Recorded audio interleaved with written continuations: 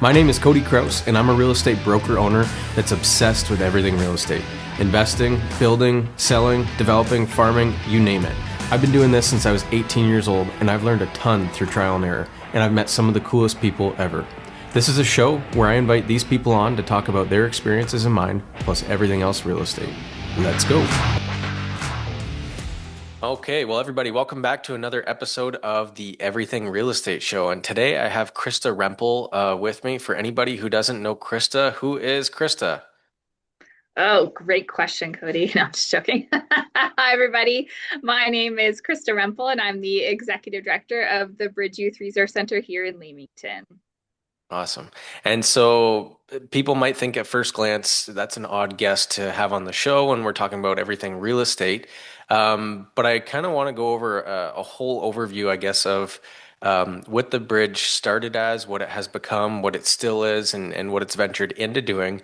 And I guess today, what I kind of want to pull out of the conversation is what kind of a role does a non-for-profit corporation have in the world of real estate investing or real estate ownership? Do you mind maybe starting with the beginning of the bridge, Krista? Like, how did the bridge start? Why did it start? What was the Mhm. initial vision, and how did that all come about? Yeah, for sure. Not a problem. So the bridge originated out of a faith-based endeavor. And so there was a local church that was looking in the community for opportunities to kind of live their faith. And at the end of the day, that church did not take on the mission of the organization. But what they did do at that time is create a board called Building Bridges Erie Shores. And they really were looking at the youth population in particular. And so there were some major concerns around homelessness and housing instability. So youth kind of couch surfing. There was also mental health concerns. You know, there's a big push around why there was such suicidal ideation going on. And also, food insecurity was another big one. And so, at the end of the day, there was an opportunity to purchase where we're at currently at 310 Shirk Street in Leamington, and it formally became the Bridge Youth Resource Center through that board of directors. And so it was an exciting opportunity to open the door. So we've been, I guess this is our eighth anniversary at this point in operations. And we started off just as the resource center. So it was very much a working board at that time. And really, we looked at programs and services centering around education and job support, life and coping skills, mental health and addiction service support, and social inclusion activities. So, building that community. So, every day, a youth can walk in our door and receive essential service support. So, that's something that we do offer. So, whether they need some additional clothing from our clothing closet, we have a food pantry program that youth can take about 3 days worth of groceries from us about once a week. We do have showers and laundry facilities. Laundry does get utilized quite a bit. And we do offer a hot meal slash snack depending on the donations per night, Monday through Friday, as part of our drop in program. So the drop Awesome. in has, yeah, different activities and workshops that we do to promote education and entrepreneurship. And so alongside of that, we are now operating annually the Take Your Shot program, which we give away $95,000 to local area youth, either in scholarships or as a business entrepreneurial endeavor. So it's a really exciting program, which we actually are going to opening up our second round of applications for both the scholarships and the business side. So if anybody has a local youth ages 17 to 29 that wants to get involved, please check us out. We'll start that up in the beginning of March, I believe, is our opening date. Cool. And then, So, sorry, yes, I'll backtrack a little bit. yeah, yeah, Now, backtrack, so internet. the bridge has been open for close to 8 years now, but the whole kind of research and I guess data gathering and all that kind of stuff, that kind of started around 10 years ago, if I'm not mistaken. I believe so. So George Bergen, as one of our founding members, started, I think it was in 2014, and it started as Project X, and then it kind of transitioned into something a little bit different. And then again, they really honed in on their really focusing on the youth. And so while the organization is humanitarian as a not for profit, the board itself has remained a Christian based board of directors, which has really been fun to navigate and utilize as an opportunity. Yeah, and so I guess 2014, 2015, 2016. Mhm. Just for I guess if people aren't familiar with Leamington, the need wasn't necessarily visible at the street level, from what I recall, right? That was Which more in consultation with the high school, and once they realized that there was a lot of youth couch surfing, it wasn't Mhm. necessarily that they were living on the street. There were some for sure, but Yeah, not as evident. And even now, being recording this in 2026, there is more homelessness like visible to the eye when you drive around just about any absolutely. town in Canada right now. But Mhm. I guess what was the kind of initial data gathering look like to figure out how many youth were in need and that this center, this charity would be a good thing and needed and utilized? So my understanding, I wasn't as involved back then at all, but my understanding is that they were connected to another local not-for-profit called Access. And so through that, they were able to be part of their drop-in center and were able to kind of gather some information by talking with the local youth there. And so part of the volunteers and board of directors then were able to gather that information and bring it back to the community, like you said, in consultation with the schools and other local not-for-profit agencies. And it really was a way to connect in with those agencies and say, hey, you guys are doing some great work, but there still seems to be a bit of a gap. And Yeah. really, that's where the formulation of the hub concept came in. So, where it was a one stop shop approach to care, where we invite and we still invite many local organizations who may be Windsor based, but we provide the space here for free. And then that way, the barrier of transportation is more greatly reduced so that they can get the care all at once here. Now, with anything new, there's always going to be some hesitations or some predispositions that people might have, or maybe even a stigma of, a youth center providing help and things like that. But was the number of youth that were initially being served underwhelming or overwhelming? And fast forward, I guess, 8 years now of the center being opening, can you give us an idea of like how many youth would utilize the services here across all, I guess, programs that are offered?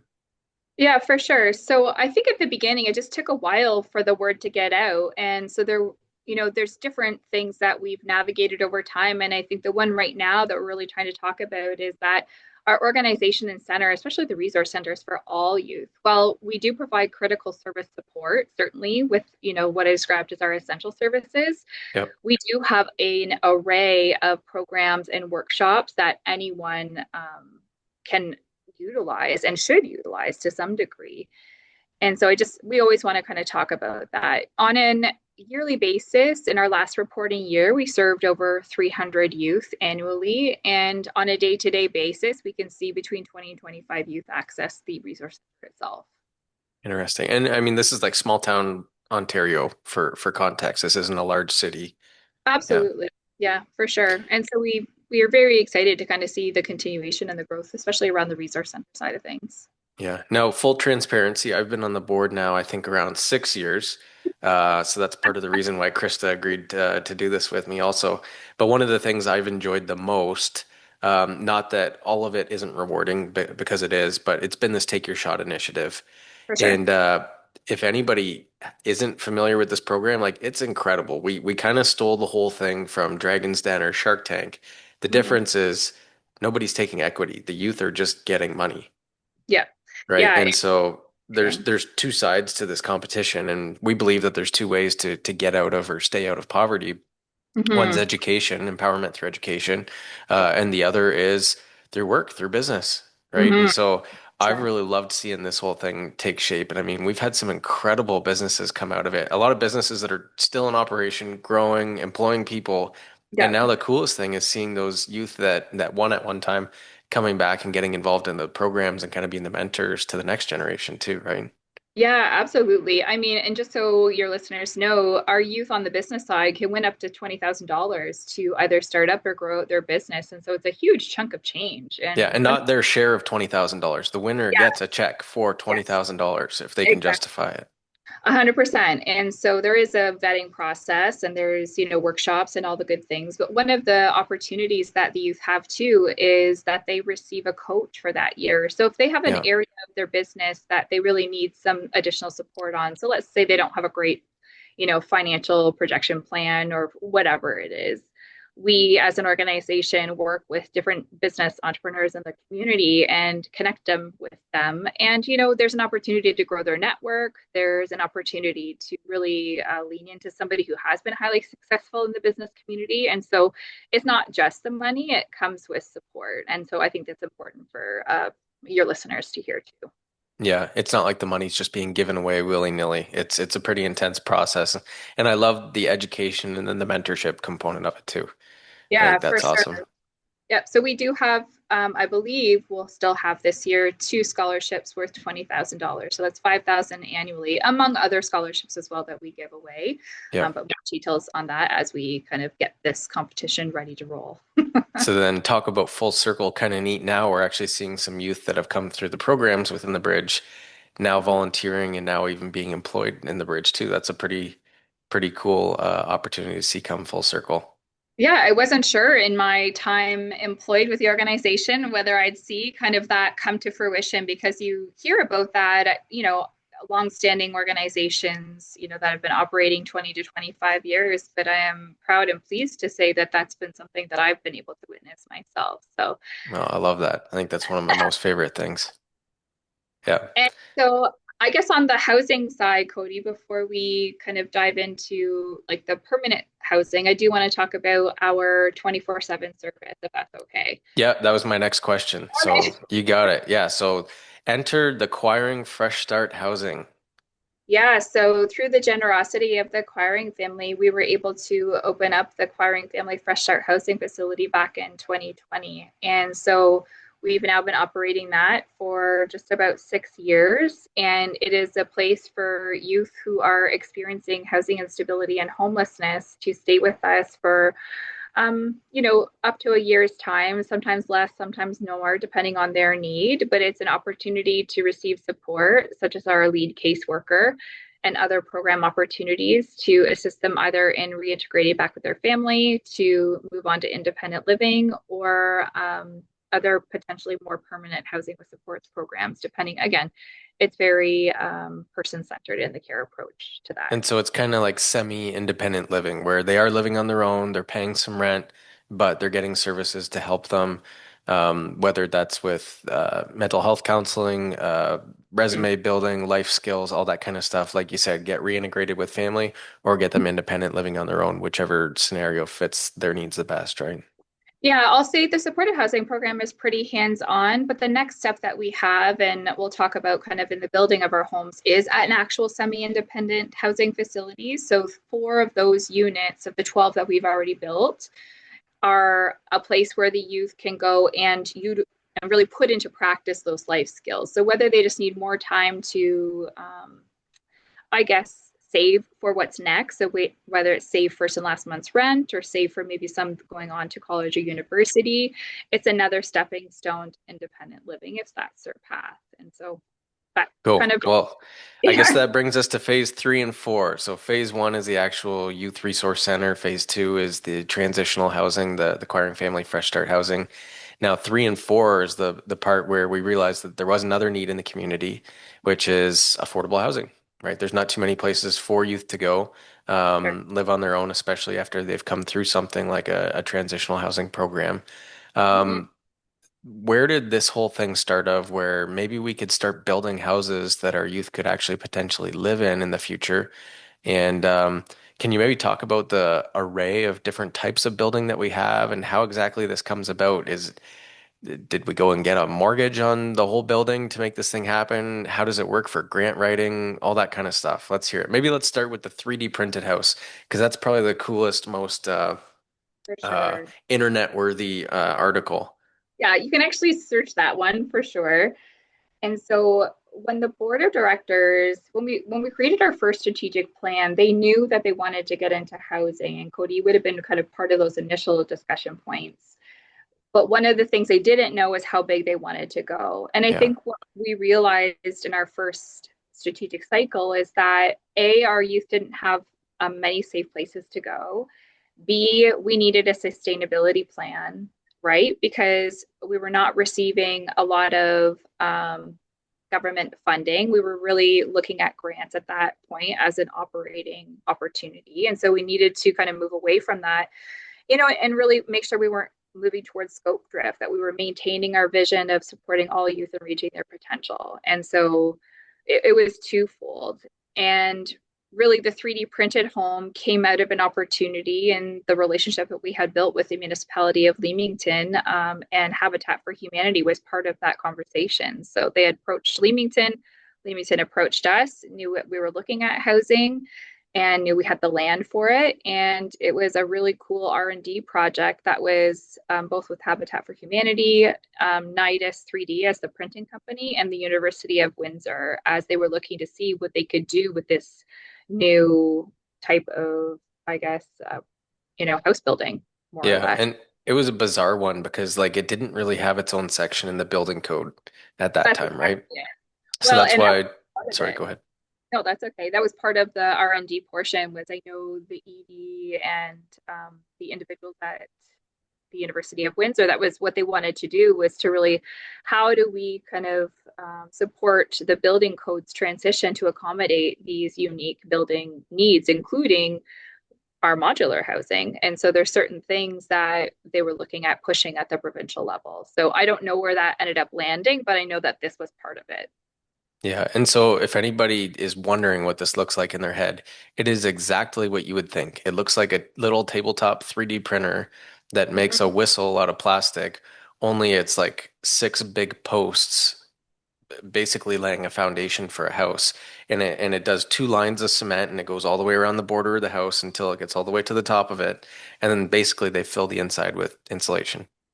Yeah, I always describe it to lay people like myself, like a toothpaste tube where they were just like squeezing it out and going around. And the unique part of it was that they were even testing the cement at that time. So they Yeah. were determining, some would dry too quickly, some wouldn't dry quick enough. And so they had to really work on the unique mixture and, taking into consideration our climate, right? Because you couldn't have it operate when it's too cold versus too hot. So it was really interesting, to watch them develop this alongside of us building an actual home for people. And we live in Canada, so there was some climate mishaps in the middle of that too. So at one point, we actually had a greenhouse structure built over top of the whole site. So we figured we could control the interior climate while it was being built. But then we were so far behind on testing and insulation and everything else that ended up coming down to, and it was just there was a ton of R&D there. It was super interesting, and I really hope it did contribute to the Ontario Building Code. Mhm. And whether or not people end up using it in southwestern Ontario or another part of Canada, I think it's really cool that we tried it. I love that it was kind of like a first case, and I love even more now that there's people living inside of it, and it's literally the first in Canada that's year round. I believe there was one other that wasn't year round. Um, but if you go there, it's cool. Like you could tell it's 3D printed because we left the cement on the inside and the outside. Now there's still accents, with some siding. There's still a pitched roof with shingles on it. On the inside, some of the walls still have drywall and stuff like that. But like, it is a really neat, unique look. Absolutely. And the tenants are quite pleased with it, to be honest. Like Yeah. they really felt like it was climate controlled and really was a unique look, kind of to your point, aesthetically. So it was a really cool project to be a part of. And actually, we are the first multi-unit dwelling that is 3D printed in all of North America. So sign us up for that. Yeah, and so that was our first four homes. We built like almost like four shoe boxes that are put together. Only like these units are really nice. Now, 560 square feet doesn't sound huge, but they're a bedroom, a living area, a nice kitchen, and a good sized bathroom. And it's all accessible, laundry hookups. They each have their own heating and cooling units so they can independently, choose their climate on the interior. And like they're spacious. I know 560 square feet doesn't sound huge, but the layouts are very, very efficient. Absolutely. And I would agree with you. And that's why we kind of continued with them. The tenants that we did have right off the bat said the layout really suited their needs. As you mentioned, they're fully accessible. In those units in particular, we also had large windows. So anybody did have a wheelchair need, they could still look at the windows, but it's a lot of natural light. And I would agree with you, quite spacious for 560 square feet. So we were Yep. quite happy with it. And so that led us to the next phase, which was then we received I believe it was 1.858 million through the Rapid Housing Initiative grant to build modular units. So we had 8 modular homes that were built off-site, 2 separate buildings that were then trucked in and stacked together like Legos. Yeah, and so this was like just at the tail end of COVID, right? And so the housing market had gone nuts. The government said, "Oh man, immigration's been pretty intense. We need places for people to live. Whoever can build homes really, really quick and bring them to market, we're willing to put money behind that." And For so sure. you were successful, along with the bridge, getting some grants from CMHC for that. And all of a sudden, we put in an order for 8 homes that were steel frame built in a factory, and then like you said, we had to do the footings and the underground electrical and plumbing, all that kind of stuff. And then all of a sudden one day they were just there and there was houses. It was wild. That was another wild experience because it was crazy to see everything get prepared for them. And then also the logistics of having them be trucked in from the organization we had purchased from. And then, like you said, craned in. And so that did take some logistics for through our construction manager to work through. So it was really interesting, but they're beautiful as well. Yeah, and if anyone's wondering what they looked like, they look no different than the 3D printed one, other than the texture on the exterior, because we did put a peaked roof over each fourplex there too. So even though they came in as a smaller rectangular, I think they're 14 feet wide approximately, units by whatever the length is, that gets you 560 square feet. It doesn't look like a mobile home park, if that's what you're thinking of in your head, because 4 units are put together and then they're all covered by a pitched roof, and then they have a nice paved cement walk in between them, offset doors and everything, so you're not looking into each other's windows, and like they look really nice. Mhm. Yeah. I'm pleased with all of these buildings and units so far. I think, that's why we've been successful in retaining our tenants. And keeping in mind that these are all level, like ground level. And so when you're thinking about accessibility, they are, right up there with that. Yeah, no stairs, no elevators, none of that, just accessible. Mhm. Yeah. And so I guess probably some of the public that might be listening to this, they would go, okay, well, why does a charity need to own rental housing? And you had kind of mentioned already, we realized that there was a need for a lot of the youth that we were serving to rent their own home, and there's a lack of affordable rentals in the area. But what exactly would that income do for a non-for-profit? So what we realized is, exactly what we had talked about, Cody, is that there was a need not just for our youth, but for the community as a whole. But from an organizational perspective, as I mentioned earlier, self-sustainability was something that the board of directors and myself really wanted to ensure into the future. And so when we looked at our projected deficits and said, okay, well, we can't um, realistically receive, those larger grants that we had been successful with to date. It just, you can only reinterpret things so much and grow Yeah. so much in that period of time without having to really think, okay, then I need to kind of ensure the operations ongoing. We then said, okay, let's look at a mixed income development, not only from a business side, but also from a safety perspective. When you have mixed income, your issues around safety go down, you're ensuring an inclusive community, and that, you're not creating these segregations where, you may see increased crime and so on and so forth. So we wanted to really look at that and build into it. So it took a lot of hard work and a lot of effort, but we were able to layer our funding through the support of the municipality of Leamington and waiving of development fees. The county of Essex provided us with a significant funding opportunity. We did receive private donations as well as capital grants. And so all that to say, we were successful as a whole in ensuring that the organization will remain not only debt free from a capital perspective, but that we'll be able to ensure the operations through these pieces of the puzzle. Now, that doesn't mean that we don't need donations and we don't need, to still do our regular We'd still fundraising. love donations, by the way. Yeah, Yeah. I'm not going to say that out loud. That's something that we still have built into our operating budget, but this is really to offset that projected deficit that we wanted to ensure didn't continue. So that really will help us round that out. Yeah. We also So it kind of like a when a new charity arises, everybody likes the new flashy thing. And so the government often gives out a lot of funding to brand new charities. But then the ones that have been around a while, they might be doing just as good work, but all of a sudden, well, you're not new and flashy, and you've already received so much funding from us, so we need that funding for other ones now. Well, you can't just rely on donations for forever. Well, we have this deficit this year, so as long as we can raise this much, well, there's good years and bad years in the economy, and sometimes people are less generous than others just because of their ability to do so or their discernment. So we saw a need, which is people need housing. And we said, well, we have property, so we could build housing. And actually, that housing, although it's meeting a need to help people that need a place to live, it could also be the sustainability into the future for the charity. 100%. Yeah, so we'll have affordable and market rate rent for those that are looking to receive or kind of put their applications in for our housing units. Because we are looking at being completed by the end of this year, which is 6 to 8 months ahead of schedule than we had originally thought. So that's really exciting from a construction side as well. Yeah.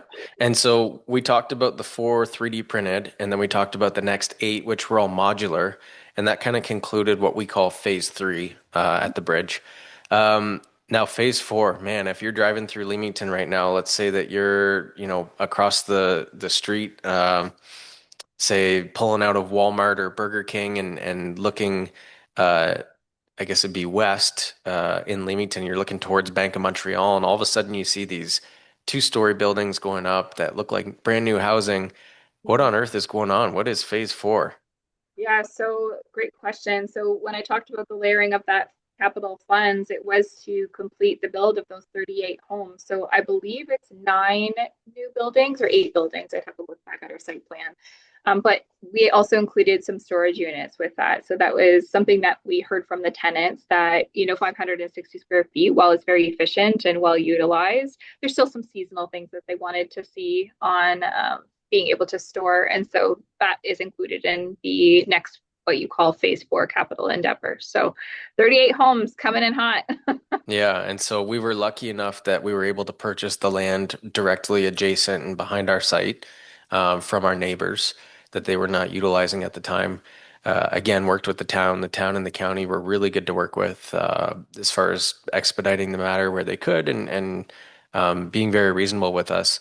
And we were able to get approved 38 units. So we had 12 in our first phase, 38 in the next. So in total, when this is all finished up, there's going to be the youth housing center or the hub, the transitional housing, and then in total, we're going to have 50 homes on the site there. So 50 households that may not have had a new, safe, efficient place to live in Leamington that we can now provide that for. And it's not just people from Leamington. We're seeing people come from other areas around the county to take advantage of that also. Now, with these ones, we went with more of a traditional build style, less grants available. So we went with wood frame, which we found to be much more cost effective. Although we love trying the new things like 3D printed and steel modular, all that kind of stuff. Right now, these ones are going up as wood, but they look a little bit different because we have some that are two-story, we have some that are single-story. Do you maybe want to talk to a little bit about how this phase is coming together, when people can expect to be moving in, all that kind of stuff?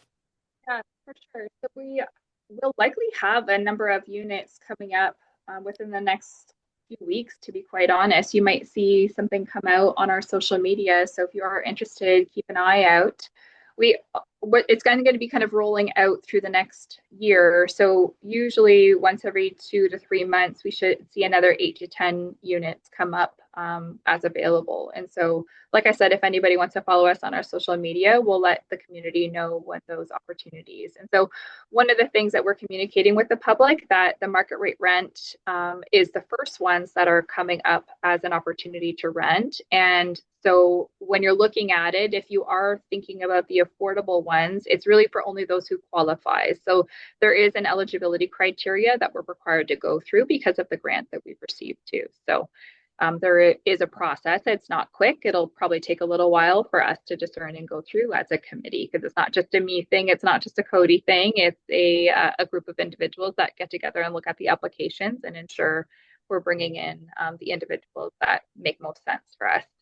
Yeah, and like we're talking small town Ontario here again, but like This is a project that has not been done anything like this before, not just in Essex County or Ontario, but even Canada wide. Like it's garnering a lot of people looking at it. And I think it's for a few reasons. It's one because I do believe that we're building the type of housing that there is a strong demand for right now. But two, I think the government's gotta love the self-sustaining component of it too, and the additional services that it's bringing to the community and all that kind of stuff. Do you want to maybe speak to some of the interviews that we're getting, some of the visitors that we're getting, or where they're coming from, what their inquiries are about, all that kind of stuff? I guess Yeah, how it's been a learning project across the country, really. yeah, I would agree. There's been visits from I believe it was the provincial minister of housing at the time came to visit, and that really was to highlight the grants that we had received. We also had I believe it was the CEO of the Northwest Territories that was coming in to take a look at the project, not just for, the organization as a whole, but in particular around the 3D printed homes. And so I think we are continuing and will continue to see some interest in it, especially as a self-sustainability plan. I think I would encourage all local organizations and not-for-profits to take a look and say to themselves, if the populations that we serve need housing and we need to kind of think about a sustainability plan for ourselves, this is something that, we may want to consider as an opportunity because, like I said, it not only serves your population, but it could build into your operating revenue ongoing. And while it is, a risky endeavor, you do have to have the board, buy in, you have to have the EDs buy in and the support of the community. So you've got to do a risk analysis to make sure it's still a right fit for you. But the need is there. We know that there's typically some grants available to support it. And I do think there's some local foundations and donors that see the need and are willing to support it. So I think that's where we were able to get a lot of backing from our community as a whole. Yeah, it's been pretty incredible to watch the whole progress. And now to like we ask some people sometimes if we can take a look at their units because our visitors want to take a look at it, and to like our tenants love showing off the spaces that they live in. Because again, they're pretty incredible. Like again, very efficient. They look great, and it's creating like this little own community of its own too. And right in the heart of town, close to all your amenities, your grocery stores, your financial institutions, churches, parks, community centers, whatever. It's pretty neat, and I'm really interested to see how that continues to grow with another 38 homes behind the original 12 here. And I know there was some concern from the community originally, even at the start of the Bridge Youth Center and all that kind of stuff. But I got to say, I really felt like we've been welcomed with open arms as we've continued to expand, and I think they've seen it done responsibly. And I got to say thank you too to everybody at the municipality, everybody at the county, everybody that's involved with the construction, different companies, I mean, Habitat for Humanity, the Research Center at the University of Windsor, all that kind of stuff. And then, of course, our donors. We've had incredible donors, volunteers, and employees. We're employing people from the community now, too. And again, it's even going full circle with some of our youth that have actually come through program. And I'm just super proud and involved, happy to be involved with it. I think it's a really cool thing. And I'd love to see it kind of be a flagship that some other non-for-profits can take notice of and start replicating in their own way across the country. I think if anybody and any listener is interested, we're always happy to chat. We will have an open house for like the opening of the facility and the units as a whole, likely later in the summer. So we could do tours at that time of the new units that will be available. But I think it's important to talk about and to share, self-sustainability is possible, and but it requires tenacity. It requires support at the board level. It requires you to really kind of think outside of the box and be patient at times, right? Sometimes we want to move, and you've got to get your ducks in a row in order to do that. So it is a step by step process, but it's been a pleasure to be part of it the whole way through. Awesome. Well, anything else you want to leave the listeners with, Krista? I don't think so. I think you said it yourself, Cody. Like we've been very, blessed to be supported by the community. And now I know we're not the new kids on the block, but we're really trying to ensure that we stay relevant and that we continue to help all youth reach their potential into the future. So I look forward to the programs and services that we'll be able to kind of refocus on now that our capital endeavors are wrapping up this year. Cool. And so for anybody who hasn't followed the bridge up until this point, what's the best way to, I guess, keep up to date with everything that's going on? So our staff do a great job of keeping our Facebook updated as well as our Instagram. Our website has all of our staff information. So if you are looking to get in contact with me, my email and phone number is right there on our website. Cool. Well, anyways, thank you so much for taking your time to do this. Thank you for Yeah, everything that you're doing at the bridge. yeah. Very little of this would be possible without you. And so anyways, thank you. Appreciate it. Thanks for having me, Cody. Take care. Okay. See you, Krista. Bye. Bye. Thanks for listening to the show, folks. Please keep in mind that this show is not offering legal, financial, or accounting advice, but rather opinions and experiences in the world of real estate from the host and the guests. If you're enjoying the show, please rate, review, and share with your friends and colleagues. And if you think that there's someone that needs to be on this show, please feel free to connect them with me. Or if there's a topic that should be discussed, feel free to let me know. Thank you so much, and bye for now.